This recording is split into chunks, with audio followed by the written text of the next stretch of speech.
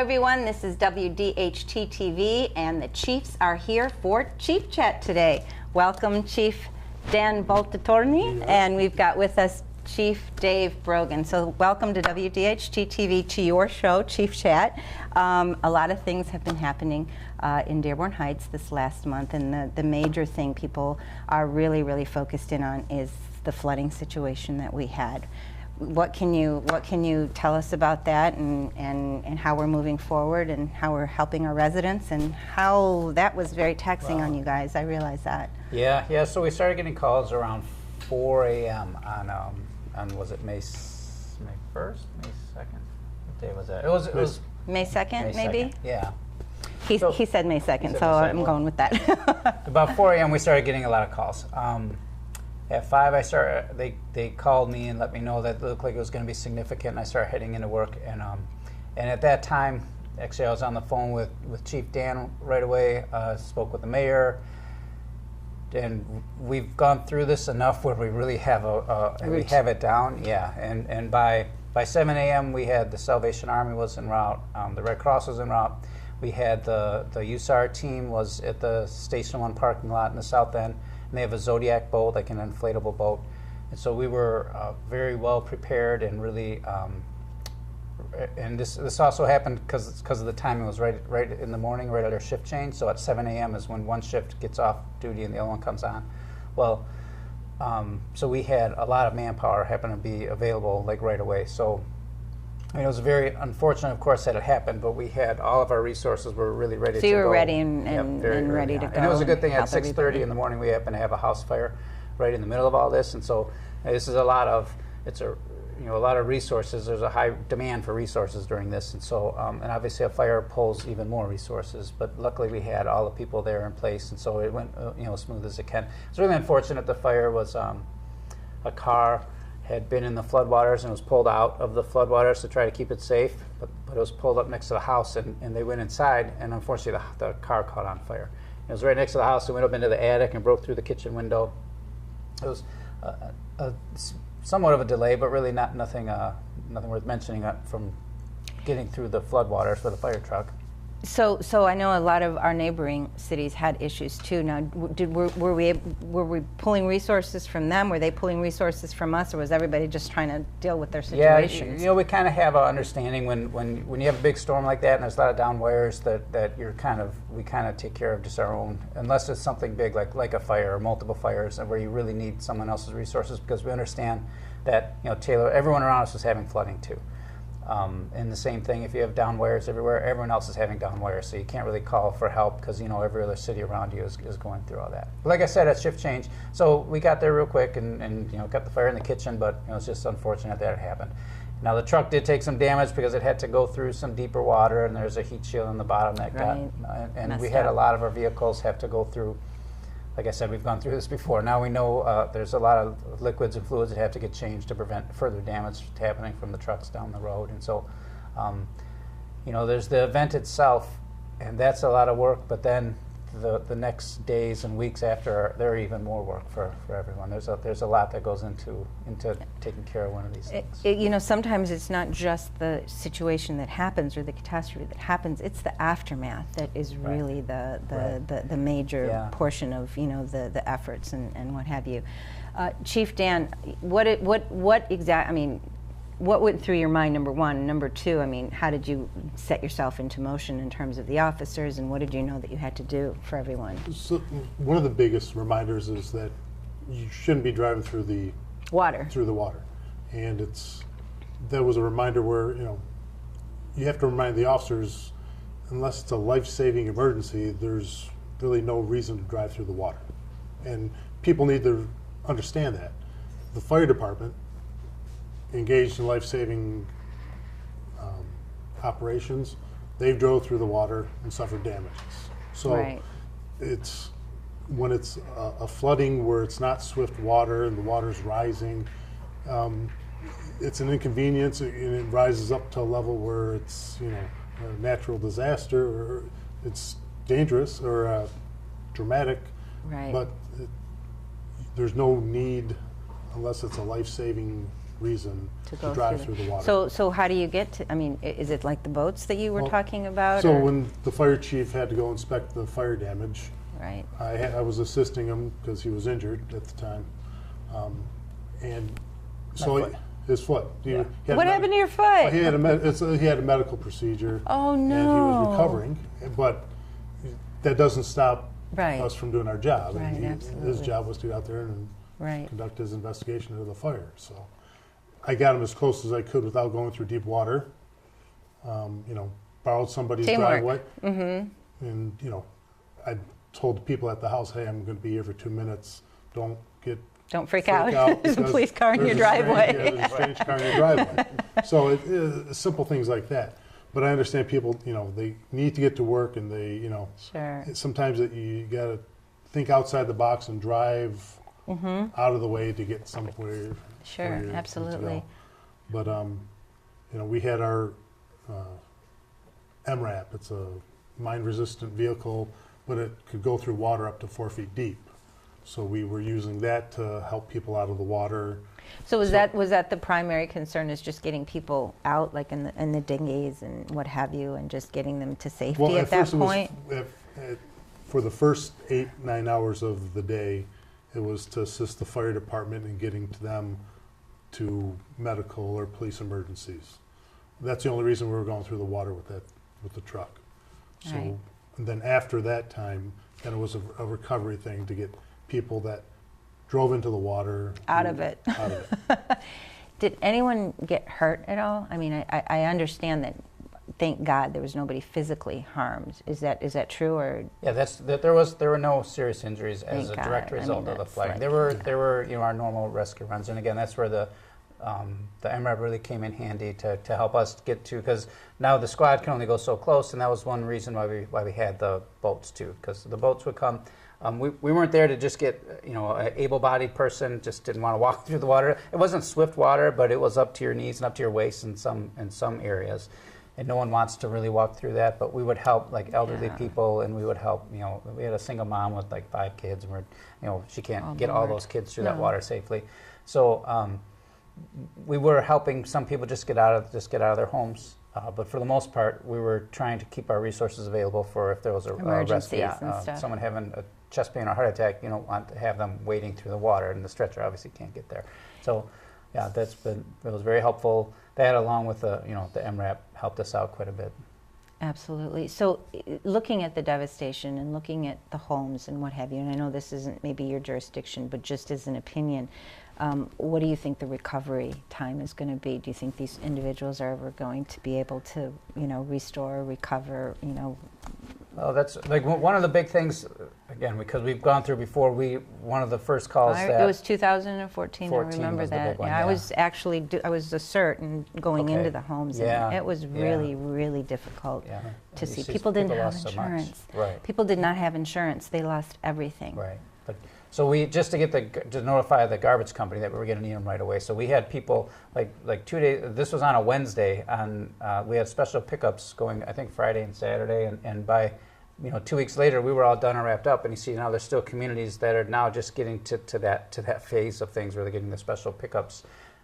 They aren't as practiced at it, unfortunately, as we are from when we've done it before. Right. And even this time, so when something like this happens afterwards, we take a look at it and say, well, how could we have done this better? And there were some things we found we could improve. You really need to have one voice, one consistent message. There was some confusion as to where we set up the comfort station at, and whether we were going to have cots. And we did have the capability to have, we had cots on standby, so if people needed a place to stay, we did put some people up in hotels. But if there was going to be a large number of people, we can't afford to put everyone up in hotels. So we had cots ready to go, and we were going to either set up in a number of different locations. But we found that you don't really have that many people that can't find some place to go on their own. Right. They really don't want to stay on a cot, and I mean it's a But were there people there? Did people? Yeah, we did. We brought them to the comfort station. This was at the police station. So we received maybe 7 people at the comfort station.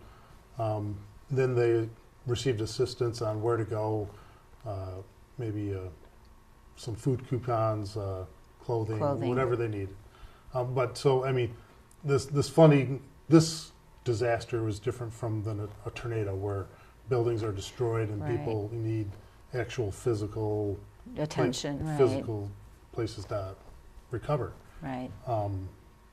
The flooding, it's destroyed, the lower level of your house. Right. Right. People don't want to leave their homes, and that's understandable. Yeah. But one of the bigger problems we had is everybody, the sightseers, the people, the gawking, the people driving their cars through the water with the guy on the kneeboard, surfing, and people floating through the water. There's a guy on a kneeboard, really? Yeah. Okay. And then people driving across lawns to get to wherever they needed to go, and Yeah, it's you like drive trying to across maintain law and order too during Right. a catastrophe like that. So, you have the people that are need to get someplace, but is there a medical or police emergency that you need to get to or get away from? No, you probably should stay at home and not drive across somebody's lawn. Yeah.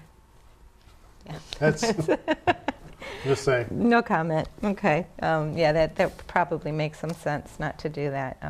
And unfortunately, you have some of those people maybe with a lot of non-common sense. Like, common sense is extremely rare these days, and we've seen it, but we're dealing with it. There was some on display that day. But Yeah. then, on the other hand, there was neighbors helping neighbors, Right. and Yeah. city employees helping citizens, and I had a call from Leon's Diner. in Coney Dearborn. Island, yeah. Yep. He called On that Michigan day. Avenue. Mhm. Called that day and said, "Hey, I will feed people who are flooded out of their homes, They're amazing over there. and Yeah. if they need to come in for a meal Friday or Saturday, Let them come in or for whatever free. the 2 days after, Right. just have them see me and I'll feed them." Yeah. Seriously, Dearborn Heights is really resilient. I mean, we recovered from that flood, and everybody was, and we'll recover again. And, it's about camaraderie, it's about community, it's about neighbors helping neighbors. And you guys are right out there, doing what you need to do. And it is unfortunate that it happened before, but it's fortunate that, you had things more into place and had a plan and moved forward and helped a lot of people. So. Well, hopefully, I actually had, I always call him Chief, but we had Lee Gavin and Lisa Hicks Clayton talking about the flooding, and we had resources for everyone that needed some additional help and what have you. So hopefully everybody got that, and they're in the process of recovering, but we're always thinking about them. June. And graduations and parties and all kinds of stuff are coming up very, very, very soon. It is a And party sometimes, season.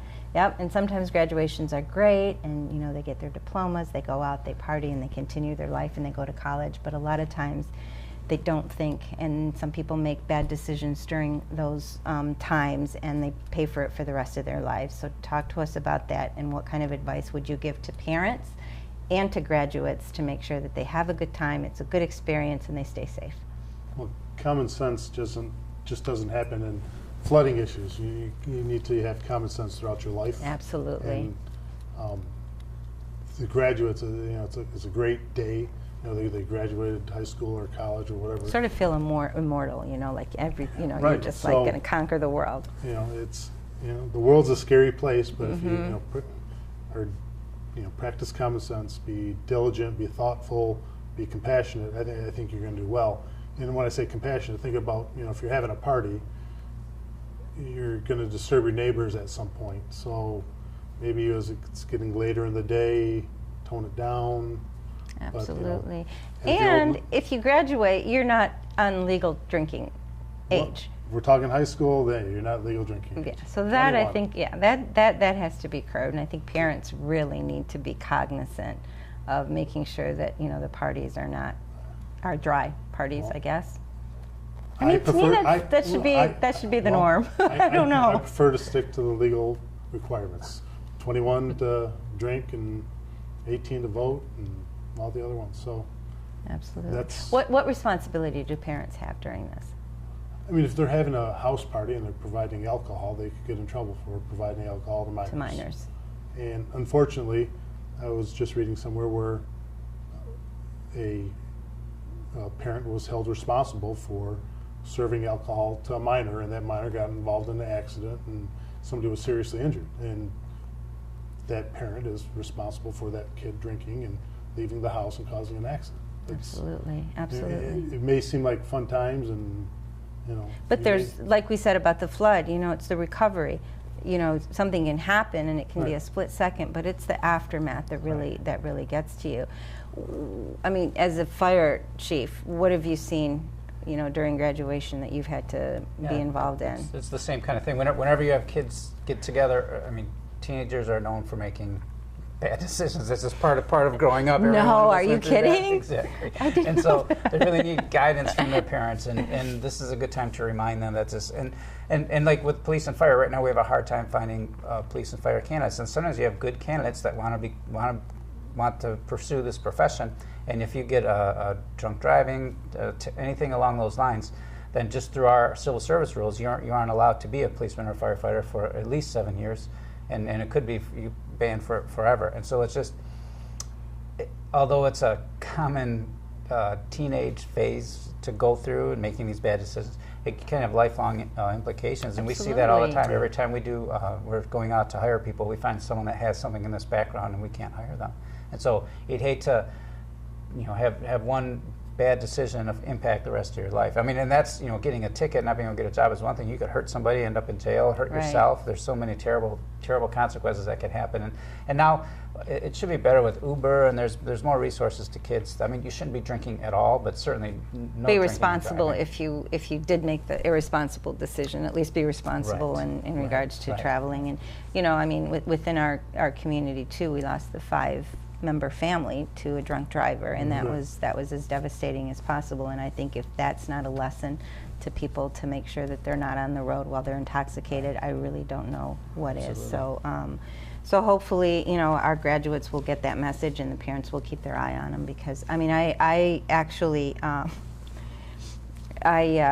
was at my daughter's prom night. I was chaperoning, and I mean, it's been a long time since I was. The biggest thing that happened in high school for me really was the boys are smoking in the boys' room. I mean, that was like, wow, that was a huge deal. And when I was at her prom, it was like I kept my eye on her, but I was looking around. I was never the same after that. What I saw that night, and just the things that were okay, just really shocked me, and just everything. I mean, there's no boundaries anymore, and that really scares me. I mean, I was even just the dancing was like, I was like, no. You didn't walk around with the ruler? My husband does that, yeah. When he was because he was a principal, and so he literally walked around with the ruler, and all I could do is keep calling the principal, telling him, "Come here, you don't think this is good," but I just see that it's a different world, and the kids have so many different challenges, and I think the challenges that are on the table for them are challenges that they're not emotionally capable yet of dealing with, and I think just their exposure, and so I know that spills over to what you guys do. So I'm sure you see that, and we hear of younger kids, the shooting, the murder, the sexual assault. I mean, 14, 13-year-old kids are sexually assaulting other kids, and I don't know whether it was maybe the lack of our communication or media was so limited, but I don't remember that stuff happening. So. Or we didn't hear about it. Well, that's what I'm saying. I'm not quite sure whether our communication was limited and we didn't hear about it, or. But they're also, I think they're more exposed to more things that adults were dealing with. Right, properly. And even adults can't deal with it yet.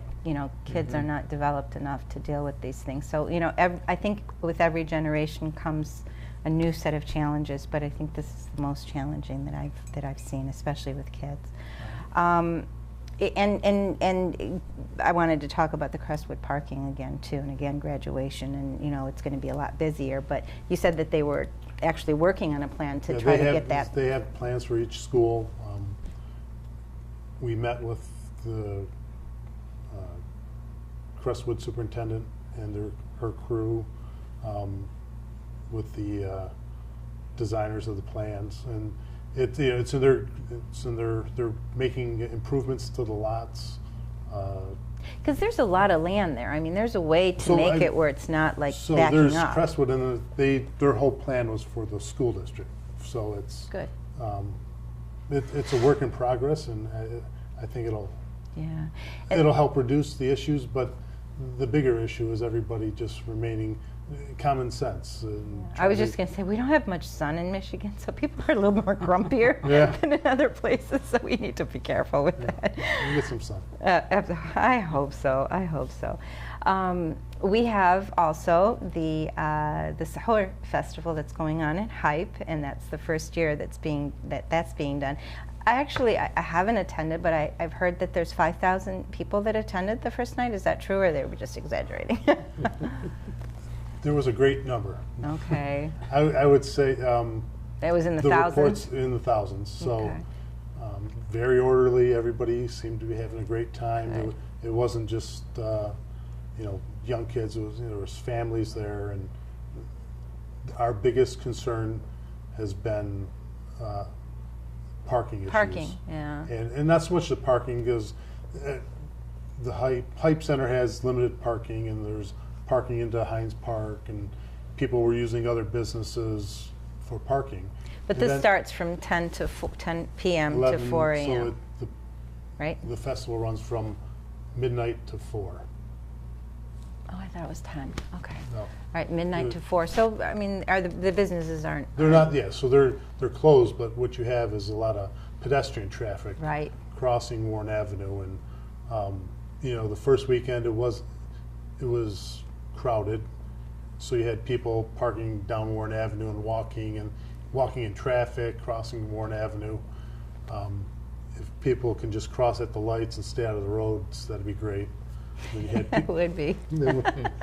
but Is that your wish list? Is it on your wish list? So the problem, so that's a problem, and it's hard to limit the number of festival goers. Sure. So then you have the gawkers that are just driving by and Wondering what everybody's doing at wondering midnight. where everybody's going at 1 a.m. Right. And it appears to be a great success, and Yeah. knock on wood, we haven't had any issues there. So People are eating and drinking. I mean, they're happy. So that's It's that's so much better great. than last year when they did it on Ford Road. it was in the Right, neighborhood. right. So I mean, we had some issues where people were parking in the neighborhood south of Warren Avenue. Right. And we made adjustments to that to keep people out of the neighborhood. But Yeah, and I think it's a phenomenal idea. I mean, just to bring people together there and just, have it contained and just everybody being together. So, really wanted to wish everybody a happy Ramadan, a very safe Ramadan. And it's a time of reflection, and it's a time to really appreciate your family and friends, and it's a time to have empathy and realize that we're so blessed for what we have. And also the whole concept is to remember the people who don't have what we have and be able to have an action item and do something. And that's why everyone actually has to pay a certain amount of their salary to a charity after Ramadan, and the fasting is to understand what people go through when they don't have food, and also to reflect and be appreciative for what you have. So happy, safe Ramadan, and again, a reflective Ramadan, and just being appreciative for what we have and remembering the people that don't have what we do. So, and I'm glad this Sahur Festival is working out really well. It sounds exciting. I can't wait to actually go and attend if I can stay up that late. That was my only problem, because I really planned on going. you were busy reflecting. I was busy reflecting, That's yes, what it was. and sleeping. So July is coming up, and we have fireworks coming up, and there's always a safety hazard with fireworks, and I'm not a fan. I am not a fan of fireworks No, at all. no. My poor dog is not a fan of fireworks, so talk to us, and what do we have in Right. place to make sure that the time limit is going to be... So they had another change to the fireworks laws, and Right. I'm part of a group that I'm on the board of, was working with the legislators as they would contact our group, and we were giving them feedback. And one of the issues we were concerned about is the Japanese lanterns. You see the sky lanterns that Right. they were put in, and we've had those catch things on fire because it's an Right. actual open flame. Yes. And they float up. Float up in the air. There's certain places, I mean- just like Yeah. fireworks, there are certain places where these things are really great. They're a good idea. They look really nice, but in a really densely populated area, They're it's not a good dangerous. idea. Yeah, and in a place that's why again we wish that the control was really at a local level, that you can really determine if this makes sense for your neighborhood or not. And there may be certain as a fire service, we don't agree with any of them. We agree to go with the professionals, and if you want to see fireworks, then you go and you watch the fireworks. I mean, the whole purpose of them is to, have a shower of some kind of flame or sparks and blow up, and those are the exact things that firefighters are working against. So we're not a fan of fireworks. They're explosives, and these new consumer-grade fireworks are a higher grade of explosives, and one of the biggest mistakes you can make with these is adding alcohol to using the fireworks, which is some people look at going hand in hand as well. So we have a lot of problems with being so close together. If you have any kind of device that shoots up in the air, how are you going to know that's going to come down in your yard? Exactly. It's not going to come down in your yard. It's going to come down somewhere else. And so if nothing else, you're littering in all your neighbors' yards, even if it doesn't catch anything on fire. But there's just to have some consideration for your neighbors and to really be aware of what the rules are in your neighborhood. And so is it 11:30 now? They have to stop. I think that's the cutoff time. 11:30 Is it? at night. You have to stop using the fireworks. That's a good thing. When you said about it going up, whatever goes up has to come down. Mm-hmm. And I know at our lake home, it was 4th of July. We weren't there, but we went up, I think, the second day just to check on everything.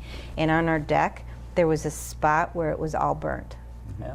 And so I'm sure maybe it was a act of God that it didn't Or it didn't spread, it stopped or what have you, but there was a spot there. So whatever comes up comes down, and it could come down on somebody. And that's what I don't understand. That's what's really scary. So hopefully people will be very cautious, and especially with kids working with fireworks. And we talked about earlier Dave Rexroth from Channel 7 actually his eye is that'll never be the same, and yet he's a very responsible adult, and so these things they're dangerous, and also the like you said, the laws in regards to having them legal now, and I mean that just didn't make sense to me. So putting people in danger. Yeah.